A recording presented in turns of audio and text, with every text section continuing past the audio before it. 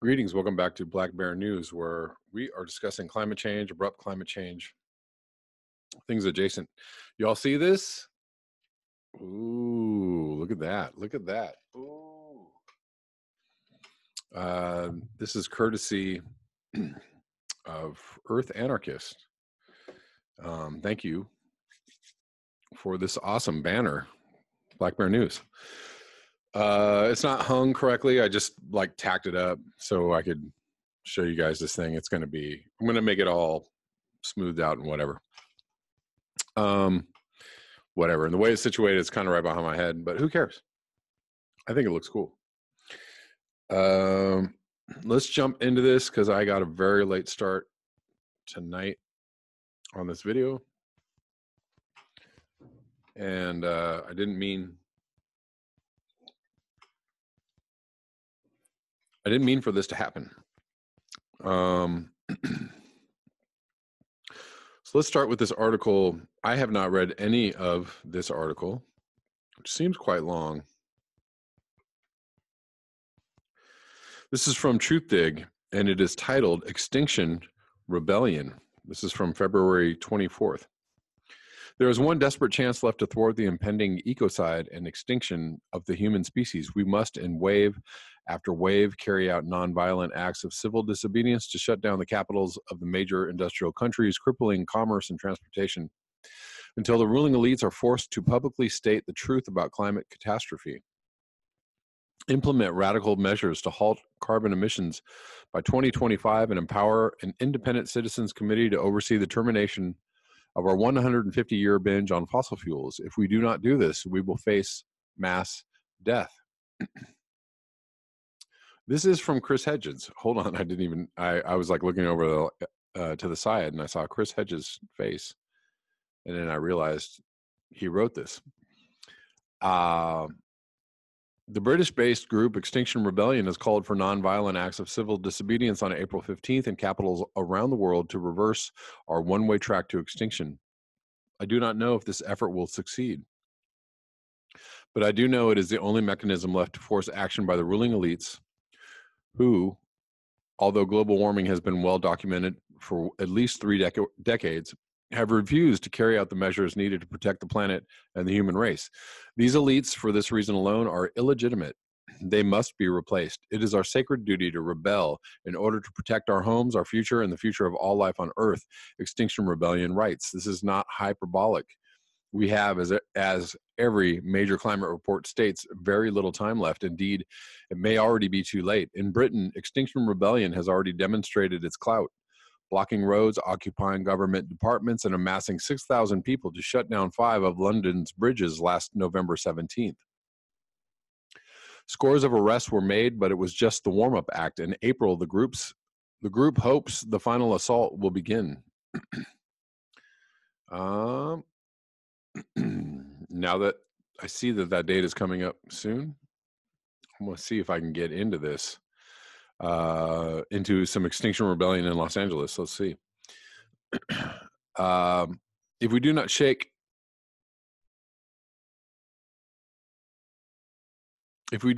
off our lethargy, our enemy, and resist our misery, despondency, and feelings of helplessness will mount. We will become paralyzed. Resistance, especially given the bleakness before us, is about more than winning. It is about life of meaning. A life of meaning is about empowerment. It is a public declaration that we will no longer live according to the dominant lie. It is a message to the elites. You do not own us. It is about defending our dignity, agency, and self-respect. The more we free ourselves from the bondage of fear to throw up barriers along the forced march toward ecocide, the more we will be enveloped by a strange kind of euphoria, one I often felt as a war correspondent documenting horrific suffering and atrocities to shame the killers. We obliterate despair in our acts of defiance. Even our victories are Pyrrhic. We reach out to those around us. Courage is contagious. It is a spark that ignites mass revolt, and we should, even if we fail, at least choose how we will die. Resistance is the only action left that will allow us to remain psychologically whole. It is the only action left that has any hope of halting the wholesale extinction of the human race, not to mention most other species. The times are inexpressibly evil, Daniel Berrigan wrote, and yet, the times are inexhaustibly good. It is in this time of death, some men and women, the resistors, work heartily for social change. We think of such people in the world, and the stone in our breast is dissolved. People have to go to the capital city, said Roger Hallam, the co-founder of Rebellion Extinction and a researcher at King's College London, who spoke to me from London. That's where the elite is, the business class. That's where the pillars of the state exist. That's the first element. Then you have to have a lot of people involved. They have to break the law. There's no point in just doing a march. They have to literally close down the streets. They have to remain nonviolent. That's absolutely crucial. Once you get violent, police and the state have an excuse to remove you. It's got to be cultural. You make it into a sort of Woodstock affair, then thousands more people come onto the streets.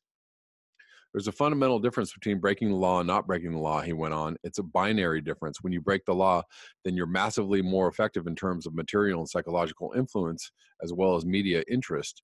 The more dramatic the civil disobedience, the better. It's a numbers game. You want people blocking the streets, but you need 10, 20, 30,000. You don't need 3 million. You need enough for the state to have to decide whether to use repression on a mass scale or invite you into the room. The gambit, of course, particularly in the UK, is that the state is weak.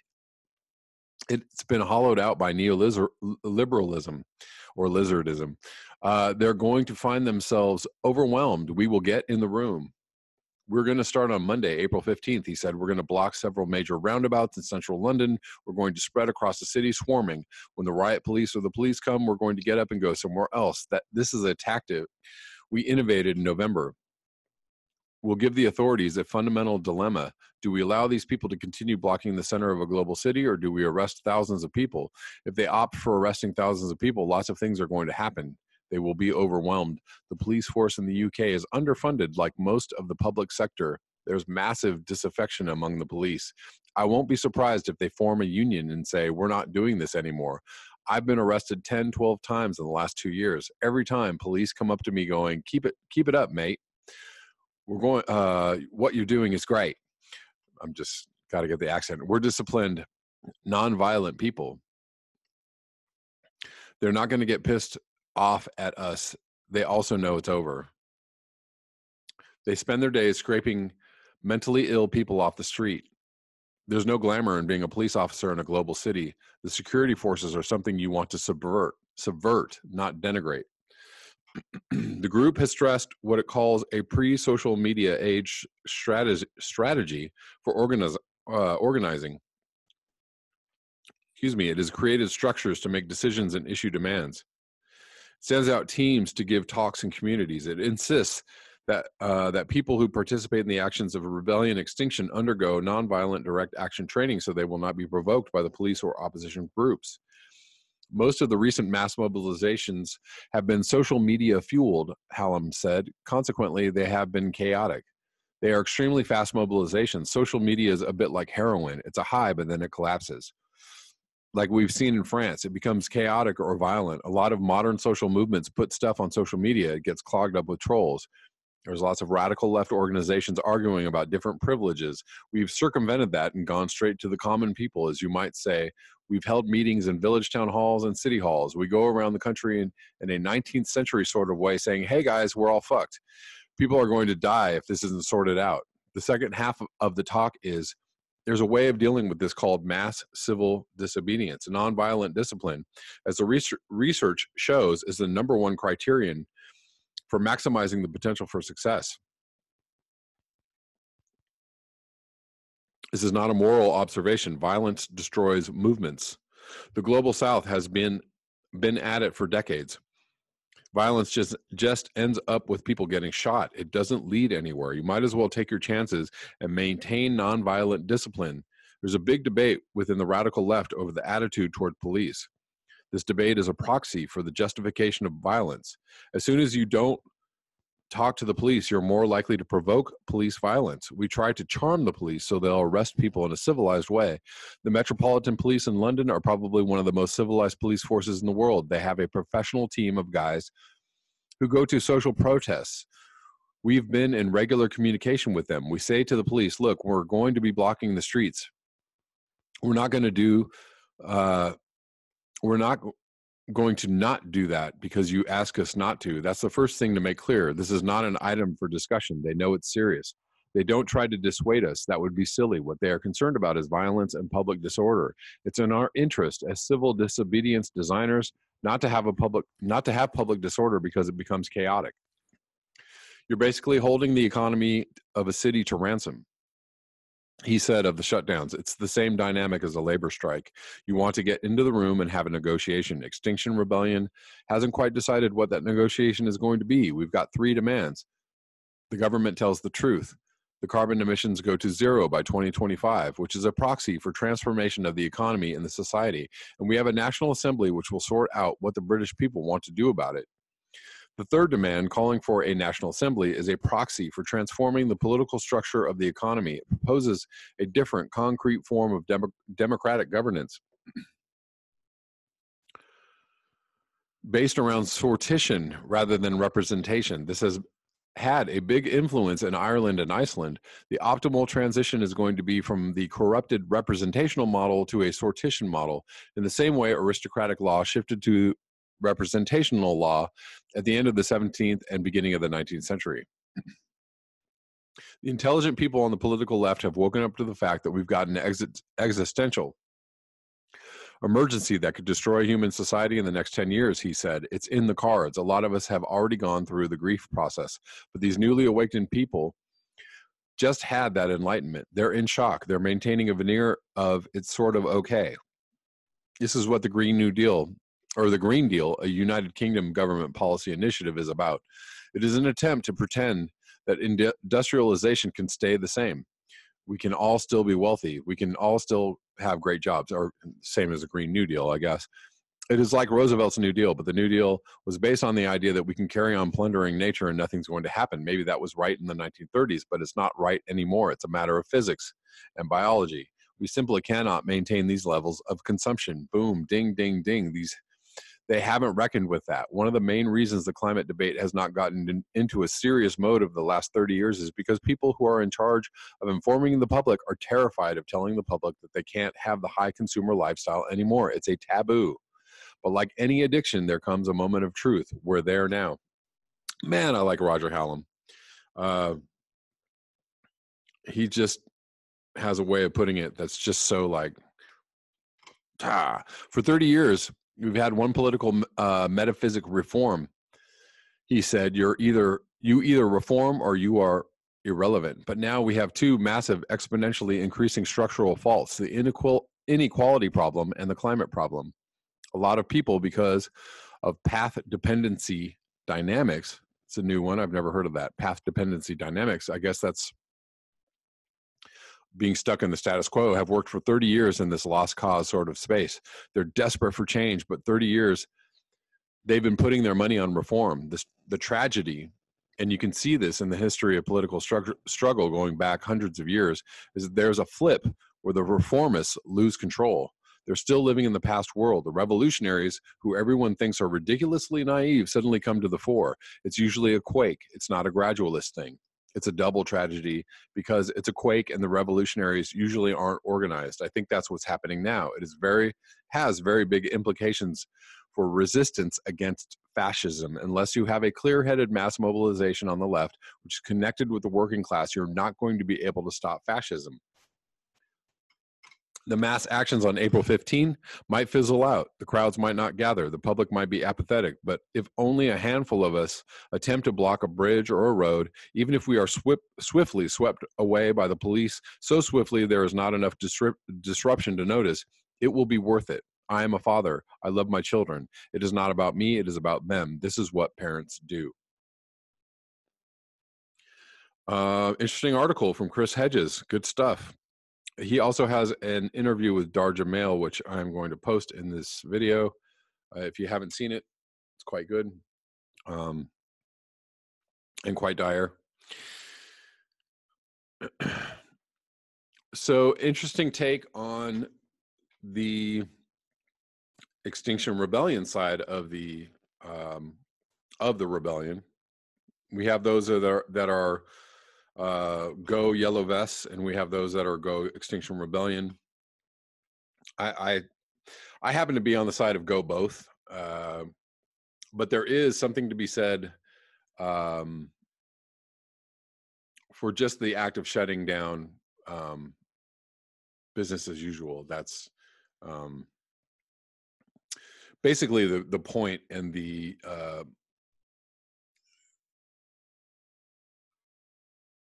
that's basically what both sides are trying to do. Excuse me, I heard something very weird. But who knows? Nonviolent protest has been very effective in the past. It has gotten things changed. People still get their heads beat in, and people still get hosed and arrested, and all kinds of mayhem happens. I don't know that increasing the mayhem is going to help. Who knows? Personally, I think something more organized and something more specific, more strategic is going to, in the long run, end up being better for any kind of plan or solution going forward. I think if people just go out and just cause a lot of mayhem, or just go, start breaking stuff, you are giving the state a reason for pushback, for massive violent pushback. I don't know though. I really, on this point, I'm going to have to just say, at this moment, I don't know. I don't know which side to come down upon. I feel like any action is better than no action at the moment. We are not here yet in the States. We've had, little tiny, small XR protests and a few other protests as well, but it's not, I don't think anybody's blocked any bridges or roads yet, have they? I may be wrong on that. I'm going to move on. A bunch of people sent me this article, or related articles, about this new study that came out about clouds. I really wanted to cover this last night, but didn't have the time, so I'm going to cover it now. Basic synopsis is that global warming, the heating, is going to evaporate the clouds, which is going to add to more. This is another positive feedback, which is going to accelerate warming. Although in this study, I think they put this at 1,200 parts per million, and this is going to happen way later in the century. Of course, we know everything's happening faster than expected. So, gauge as you find necessary. Is it 2030, or is it 2050, or is it 2080, or is it 2100? Who the heck knows? I can tell you this right now, before I even read this article, that the clouds are super strange, if not sometimes. I'm just talking about the clouds in LA. Super strange, very odd looking. They don't look like they used to look. They no longer look like the clouds of my youth. Sometimes the sky is filled with manufactured clouds. Absolutely, positively, I can tell you that a whole sky has been filled with manufactured clouds, and that they are manufactured, that they are intentional. Other days, I see clouds that look really strange, like wind shear has cut parts of the cloud off. I see a lot of wind wisped clouds. And this is another thing I see, is that clouds with the bottom dropping out of them. This is not normal. Like, most clouds have structure, and they have, delineated, lines. They, the bottom is, you can see, there's a definite line where the cloud starts in the air, but these days, I see this a lot. Clouds just look all misty, like the clouds up in the sky, but the bottom is just unformed. Like, it's not, it's not straight. It's not a straight line anymore. It's just kind of fizzling out. That's totally new. I've never seen that until about 2 or 3 years ago. And I don't know what that means. It means that something's changing. A world without clouds, and this is from Quantum Magazine. A state-of-the-art supercomputer simulation indicates that a feedback loop between global warming and cloud loss can push Earth's climate past a disastrous tipping point in as little as a century. This is from February 25th by Natalie Wolkover. On a 1987 voyage to the Antarctic, the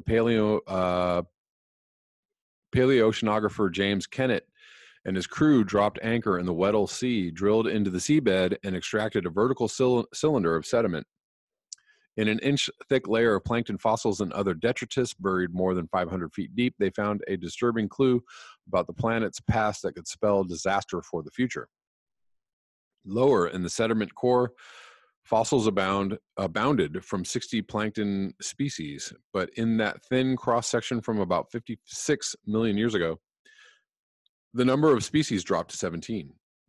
And the plankton's oxygen and carbon isotope compositions had dramatically changed. Kennett and his student Lowell Stott deduced from the anomalous isotopes that carbon dioxide had flooded the air, causing the ocean to rapidly acidify and heat up in a process similar to what we are seeing today. While those 17 kinds of plankton were sinking through the warming waters and settling on the Antarctic seabed, a tapir-like creature died in what is now Wyoming, depositing a tooth in a bright red layer of sedimentary rock coursing through the Badlands of the Bighorn Basin. In 1992, the finder of the tooth fossil, Phil Gingerich, and collaborators Jim Zakos and Paul Koch reported the same isotope anomalies in its enamel that Kennett and Stott had presented in their ocean findings a year earlier. The prehistoric mammal had also been breathing CO2 flooded air. More data points surfaced in China than Europe, then all over. A picture emerged of a brief cataclysmic hot spell 56 million years ago known as the Paleocene-Eocene Thermal Maximum, or PETM. After heat-trapping carbon leaked into the sky from an unknown source, the planet, which was already several degrees Celsius hotter than it is today, gained an additional 6 degrees. The ocean turned jacuzzi hot near the equator and experienced mass extinctions worldwide. On land, primitive monkeys, horses, and other early mammals marched northward, following vegetation to higher latitudes. The mammals also miniaturized over generations as leaves became less nutritious in the carbonaceous air. Violent storms ravaged the planet. The geologic record indicates flash floods and protracted droughts. As Kenneth put it, Earth was triggered and all hell broke loose. The PETM doesn't only provide a past example of CO2-driven climate change. Scientists say it also points to an unknown factor that has an outsized influence on Earth's climate. When the planet got hot, it got really hot. Ancient warming episodes like the PETM were always far more extreme, and theoretical models of the climate suggest they should have been. Even after accounting for differences in geography, ocean currents, and vegetation during the past episodes, paleoclimatologists find that something big appears to be missing from their models, an X factor, whose wild swings leave no trace in the fossil record.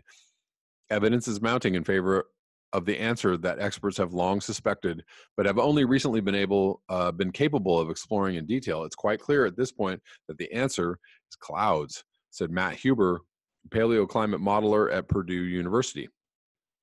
Clouds currently cover about 2/3 of the planet at any moment, but computer simulations of clouds have begun to suggest that as the Earth warms, clouds become scarcer. With fewer white surfaces reflecting sunlight back to Earth, the Earth gets even warmer, leading to more cloud loss. This feedback loop causes warming to spiral out of control. Oh my. For decades, rough calculations have suggested that cloud loss could significantly impact climate. But this concern remained speculative until the last few years, when observations and simulations of clouds improved to the point where researchers could amass convincing evidence. Now, new findings reported today in the journal Nature Geoscience make the case that the effects of cloud loss are dramatic enough to explain ancient warming episodes like the PETM and to precipitate future disaster.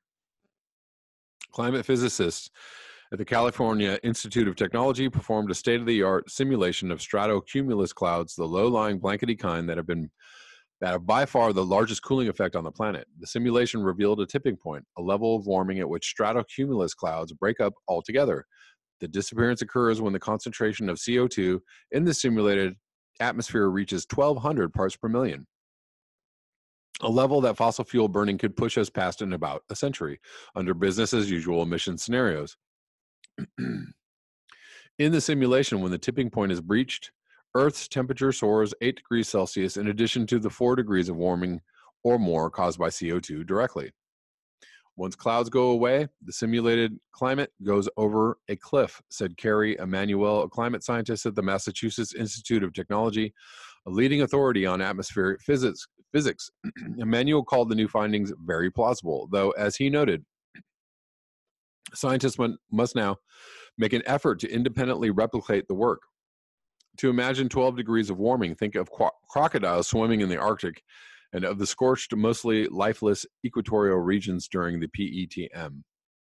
Also remember that the PETM happened over thousands of years and not 100 years.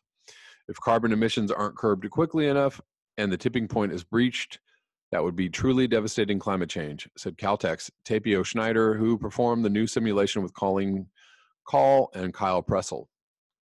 Huber said that the stratocumulus tipping point helps explain the volatility that's evident in the paleoclimate record. He thinks it might be one of many unknown instabilities in Earth's climate. Schneider and co-authors have cracked open Pandora's box of potential climate surprises, he said, adding that as the mechanisms behind vanishing clouds become clear, all of a sudden this enormous sensitivity that is apparent from the past climate isn't something that's just in the past. It becomes a vision of the future. This is a really long article. I'm not going to read the whole thing. There's just no way. Not tonight, but I'm going to read a couple more paragraphs. You guys get the idea, I'm sure.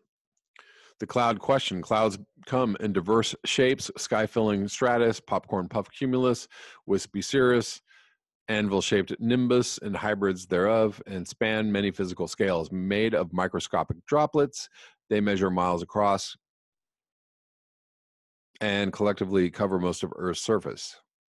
By blocking sunlight from reaching the surface, clouds cool the planet by several crucial degrees. This is why I think that they are manufacturing clouds in certain areas. They totally did yesterday, because we went from like super cold.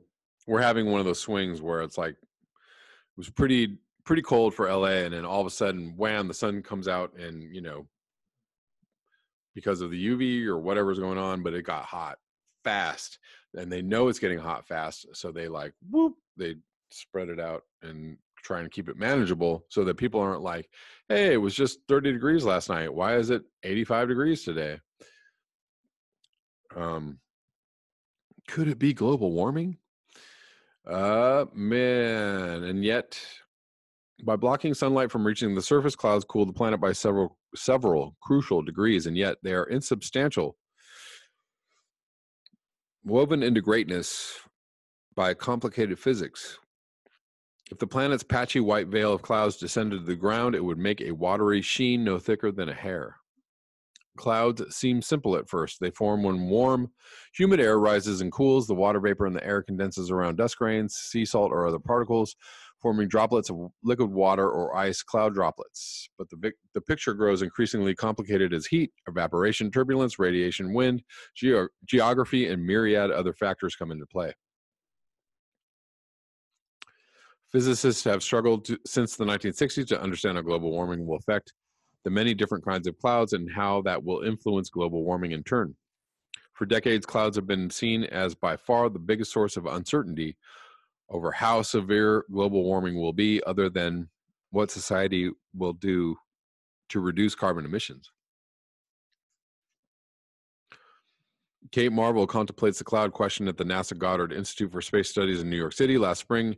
In her office, several floors above Tom's Restaurant on the Upper West Side, Marvel, wearing a cloud-patterned scarf, pointed to a plot showing the range of predictions made by different global climate models. 30 or so models run by climate research centers around the world program in all the known factors to predict how much Earth's temperature will increase as CO2 levels tick up.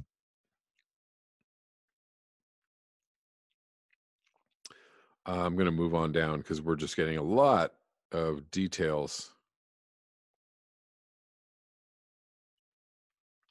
Clouds involve the interplay of so many mechanisms that it's not obvious how best to parameterize them. The warming of the earth and sky strengthens some mechanisms involved in cloud formation while also fueling other forces that break clouds up. Global climate models that predict 2 degrees of warming in response to doubling CO2 generally also see little or no change in cloudiness. Models that project a rise of 4 or more degrees forecast fewer clouds in the coming decades. Climatologist Michael Mann, director of the Earth System Science Center at Pennsylvania State University, said that even 2 degrees of warming will cause considerable loss of life and suffering. He said it will kill coral reefs whose fish feed millions, while also elevating the risk of damaging floods, wildfires, droughts, heat waves, and hurricanes, and causing several feet of sea level rise and threats to the world's low-lying island nations and coastal cities. At the 4-degree end of the range, we would not see not only the destruction of the world's coral reefs, massive loss of animal species, and catastrophic extreme weather events, Mann said, but also meters of sea level rise that would challenge our capacity for adaptation. It would mean the end of human civilization in its current form. I'm going to link this below so you all can read this because it just goes on and on. But I'm sure there's plenty of good information. But you guys get the general gist of the overview. Yet another feedback to contend with.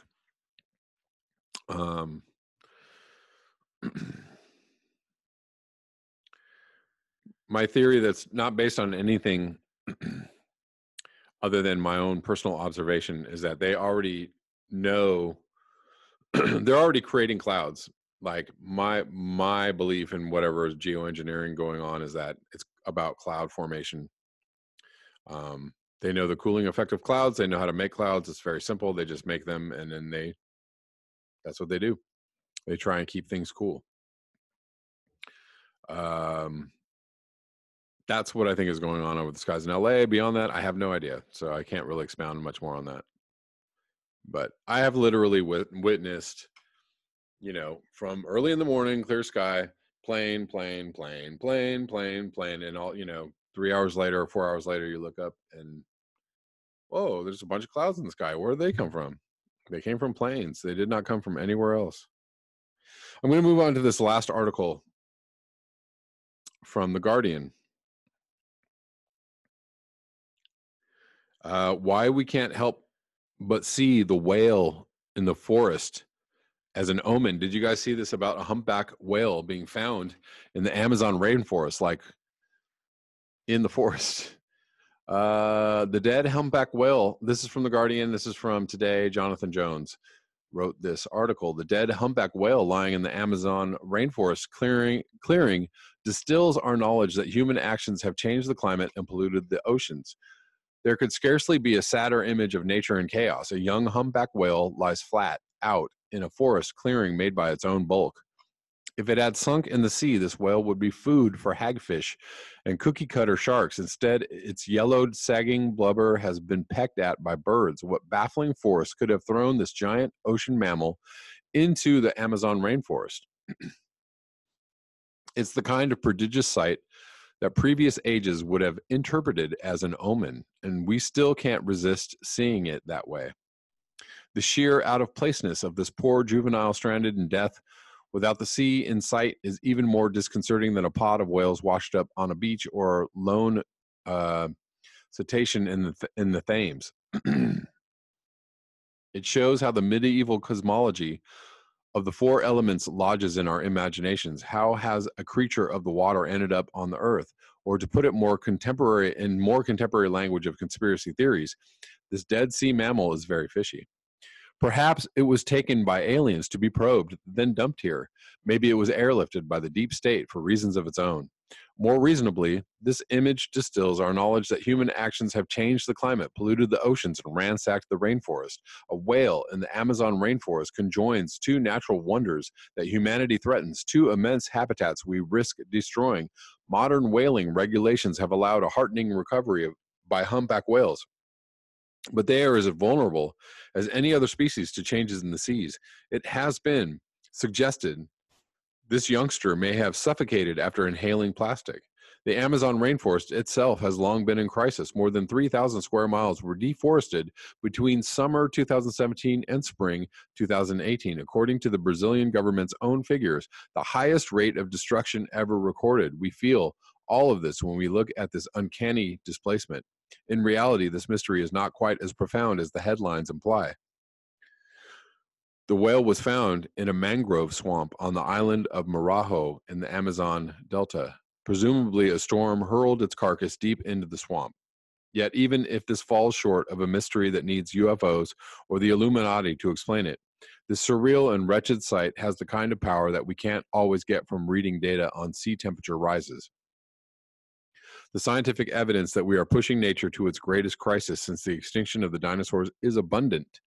We should be grateful to this whale for giving us an image of the colossal tragedy we are making of our world. A whale in a forest is no more unnatural than plastic on a beach. Thank you so much for your eyes, your ears, and your conscience. If you would like to support this channel, you can do so at the links below. Until next time, peace.